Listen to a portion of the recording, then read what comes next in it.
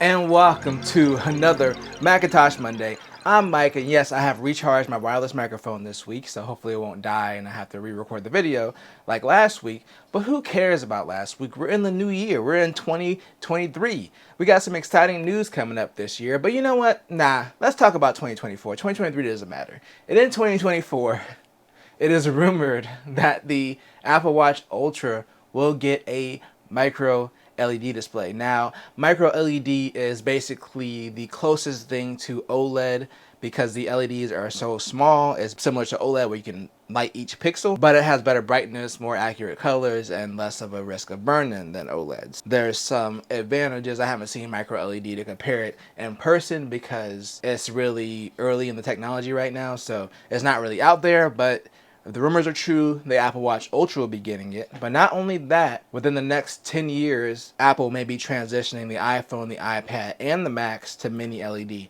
Wasn't it like last week that I was just saying that the iPad and the MacBooks might be transitioning to OLED? Well, now we're talking about 10 years in the future. So forget 2024. We're way out here in 3034. We're just going to go 1,000 years in the future. Y'all still 2000 and late. I don't know what I can say about y'all. Y'all just need to catch up. So yeah, if the rumors are true, the Apple Watch Ultra is going to be the first, and then the iPhone will eventually get there in the next 6 years, and then the iPad and the MacBook would follow. And basically the reason they want to do this is because they'd have a lot more control over the manufacturing of these panels. They'd be able to customize them a lot more. Right now, for phones, Samsung pretty much controls the manufacturing of OLEDs, and then LG for larger displays. But with a new up-and-coming market, that might give them more customizability with their displays. But we're not done talking about the future yet. We're still in 2024. We'll get back to 2023 eventually. But let's talk about the iPhone 16 Pro. Yes, we're still on the 14 Pro. The 15 Pro hasn't even come out yet, and we're already talking about 16 Pro rumors now. I didn't even get to enjoy my 14 Pro at all before the 15 rumors started coming out, and now we're already on 16. Look, at this point, just go to the future and just buy the iPhone 16 Pro, so that way, at least the news will match up with the phone that you have. The rumor is with the 16 Pro that the Face ID module may go under the screen. So we've seen some Android phones on the market already that have cameras hidden under the screen. Some of them don't look that great. The technology is still pretty early. But you know, 2 more years is a long time in tech. And if Apple's able to perfect it, that would give the iPhone that clean all-screen look that a lot of people like. Now, I'm really happy with the 14 Pro and the dynamic island. And to be honest, the cutouts don't really bother me that much. But you know, you really can't argue that like an all-screen display would be really nice. And I'm sure Apple's going to have the budget to do it, especially because Tim Cook has taken a pay cut. He's taken a 40% pay cut. He's gone from making $99 million to $49 million. I mean, let's be honest, $49 million is still a lot of money. He's still going to be good, you know, for the rest of his life once he retires from this job pretty much, as long as, you know, he doesn't blow all the money. But this was based on feedback from their shareholders, and Apple's compensation committee and Tim Cook basically looked at it and was like, you know what, that does seem fair. And like I said, he agreed and basically requested actually that his pay be reduced. So this is actually pretty cool. You don't see a lot of big CEOs do that. Like I said, he's still making a lot of money. Apple's still making a boatload of money, so it's not like he's in the poorhouse. But you know what? I want to support Tim Cook, so I am going to cut my salary to 99.9% of his old salary. Just because I'm supporting Tim Cook, not because I was already making that money anyway. So don't get it wrong. I'm not broke. I'm just supporting Tim Cook, what he's doing. But you know what a lot of people actually want to do instead of taking a pay cut? They want to get their hands on those new MacBook Pros with the M2 Pro and M2 Max chips. But there's a new rumor reported by DigiTimes that the M2 Pro and M2 Max chips might actually be delayed. So the rumor is they were supposed to launch early this year, but this delay is true. There's no timeline of when they're supposed to launch. I mean, I think right now, though, a lot of people are probably pretty satisfied with the M1 Max and M1 Pro. They're pretty powerful chips. So it'll be great to have a refresh to the line, but I don't really see this as like a super big deal. They still have some really good laptops right now. So we'll just have to wait and see what Apple does and when these actually get announced. I do think that they'll be out sometime this year.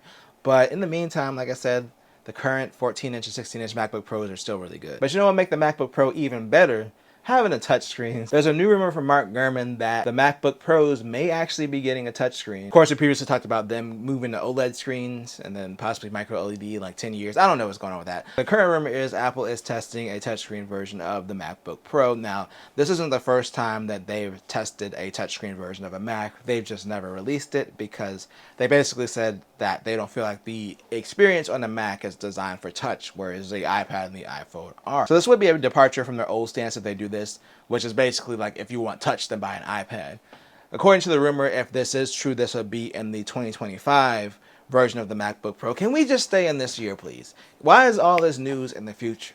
Dang, we don't even have the M2 MacBook Pros yet. We're already talking about the M3 and the M6s. I just want current news. I want to be in the present, dang it. But with that rant out of the way, I think this makes a lot of sense, especially with like Sidecar, that you can like use your iPad as a second display for your Mac anyway. Plus they brought iOS apps and iPadOS apps to the Mac since they're all in the same architecture now. And the two sides have been converging for a while.